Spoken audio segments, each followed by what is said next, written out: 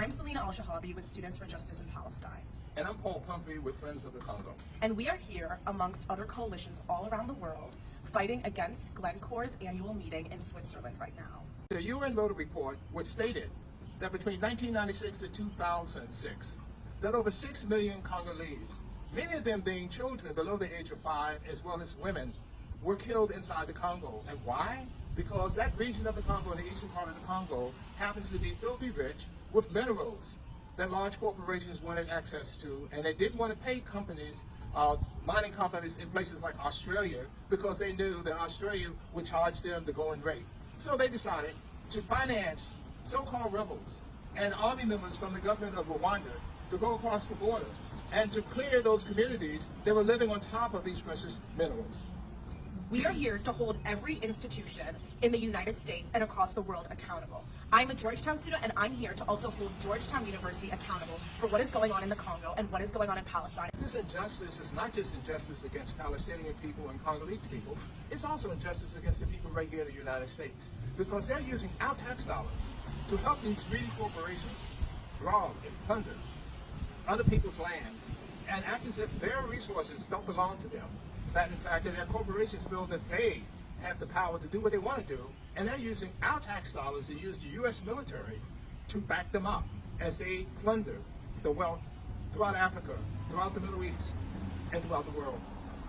All of our struggles are united, and when they try to divide us and when they try to use divide and conquer methods which have been used for years, we need to remember that all of our struggles against oppression are united.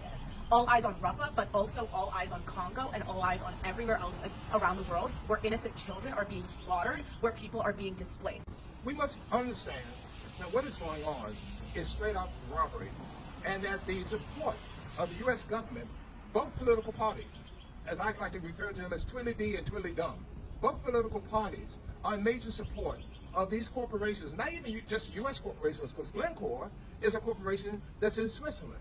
But yet, even though it's in Switzerland, and today happens to be the day they're having their international meeting in Switzerland, this is one of the reasons why we chose to speak out against them today. That these companies are, for instance, Glencore is the largest mining company that mines coal in the world today.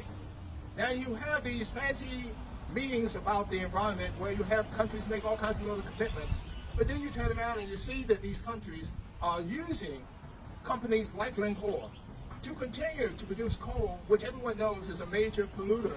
And in fact, as we look at the weather reports in just this past couple of weeks of how many severe storms are right here in the United States, it's coming from the climate change. It's coming from the coal being burned by companies like Glencore. And rather than the United States, who gives a lot of lip service about the environment, stand up and say no more to these companies, no, they aid and abet them.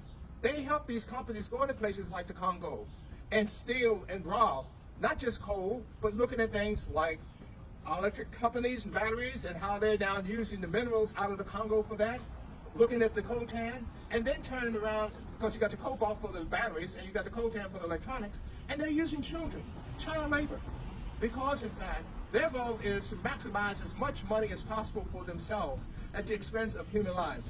And we have to say enough is enough, and it must be what you're in. And we must hold our government responsible for this, because the U.S. government in particular has been the biggest military power that has endorsed and supported and aided and abetted the forces that have been killing the people inside the Congo and using the children to do mining and such things as cobalt, which is extremely poisonous to these children and to many of the women who, in an effort of trying to support their families, are being poisoned as they try to dig out the cobalt.